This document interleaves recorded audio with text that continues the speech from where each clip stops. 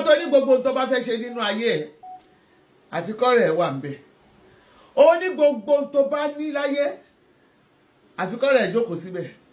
Ó ní ohun tó fi sí kọ̀rọ̀ ní kọ̀rọ̀ ẹ nínú ilé ẹ nínú ayé ẹ. Ó fẹ́ sọ fọ́ rẹ̀ ó dà. Èèyàn máa ń lọ́rẹ̀ẹ́ tó máa ń sọ gbogbo nǹkan fún. Ẹ̀yin èèyàn wa Madam SAJE mà tún ti jáde o láti wá sọ àwọn ọ̀rọ̀ wọn bí wọ́n ṣe máa ń sọ bí òwe. Ẹ̀yin èèyàn wa ṣé ẹ rò wípé àwọn ọ̀rọ̀ tí Madam SAJE ń sọ yìí ṣé LIZZY ANJORIN ẹ rò wípé ó ń bá sọ̀rọ̀ ni tàbí màmá kan sọ tiẹ̀ lásán ni? Ẹ̀yin èèyàn wa kí ni ẹ lérò? Ẹ má gbàgbé o pé LIZZY ANJORIN ti jáde wá fún Màmá SAJE ní èsì ọ̀rọ̀. Ẹ̀yin èèyàn wa ẹ jẹ́ ká gbọ́ nǹkan tí Madam SAJE sọ nínú fídíò yìí. Èèyàn á lọ́rẹ̀ẹ́ tó máa ṣàṣírí fún, wàá lọ́rẹ̀ẹ́ tó máa gbé ìgbésí ayé ẹ̀ lé lọ́wọ́ torí pé ọ̀rẹ́ náà ló ń la ni, ọ̀rẹ́ ló ń pa ni. Ṣùgbọ́n ṣọ́ ta fún ẹ kí o tó lè rí ọ̀rẹ́ tó máa là ẹ́, wàá ti rí kó 10 jọ nínú 10 yẹn 2 péré ló lè rí tó lè là ẹ́. Bẹ́ẹ̀ ni mo sọ fún ẹ. Ọ̀rọ̀ tí mo sọ yìí rò dáadáa, ọ̀rọ̀ tí mo sọ yìí gbọ́ dáadáa, ọ̀rọ̀ tí mo sọ yìí sùn kàkà kó ronú.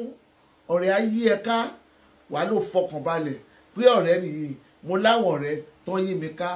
Èyí tá à ń wí nǹkan gbà bí mo ṣe sọ yìí rò ó. Ọ̀rẹ́ òun ló ń pani, ọ̀rẹ́ tó ń la ni ò tó nǹkan, ọ̀rẹ́ tó ń pani ló pọ̀. Ronú ara ẹ̀, fọ̀rọ̀ síkùn bí àgbà ń lò. Ọ̀tá ẹ̀ ò ní nísinmi, ọ̀tá ẹ̀ ò ní gbádùn, ọ̀tá ẹ̀ ò ní lákòjọ nítorí ìgbà tí wọ́n ń pọn omi nínú kànga tó gbé garawa kalẹ̀ tó ń pọnmi sínú ẹ̀, àṣé ọ̀tá rẹ̀ ti gbé ajáde apẹ̀rẹ̀ ó ti gbé síbẹ̀. Ìwọ rò pé ó ń pọnmi sí kànga, ṣé bẹ́ẹ̀ ló ń pọnmi sí. Gbogbo ọ̀tá tó dúró tó yí ẹ ká tó lóò ní ṣàṣeyọrí, ò ní ṣàṣeyè, ò ní yọrí gbogbo iṣẹ́ tó bá jẹ. Àwọn ọmọ tiẹ̀ náà ò ní jẹ́ èèyàn lágbára Ọlọ́run. Àwọn ọmọ wọn ò ní jẹ́ èèyàn, àwọn náà ò ní jẹ́ èèyàn, wọn ò ní rí bá ti ṣe, wọn ò ní rọ́nà gbígbà.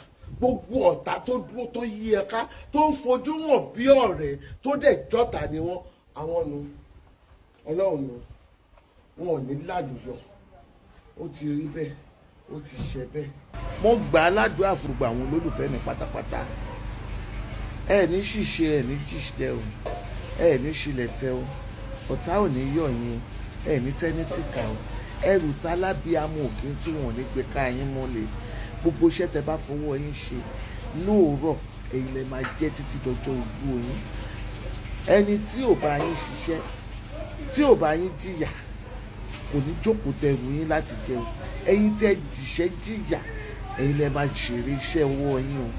Àjẹdọjọ́ ogbó ni, orí yín ò ní gbàbọ̀dẹ̀.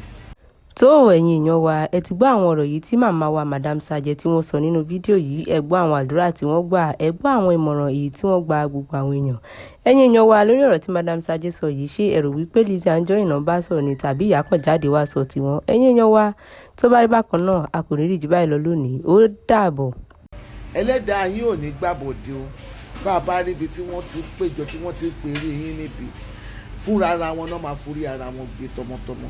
Tá a bá rí ibi tí wọ́n ti pèrè yín láì dá fúnra ara àwọn náà máa sọ̀kò ìbànújẹ́ sínú ilé ara wọn. Ohun tó o bá fọwọ́ ara ẹ̀ bí òun ló máa.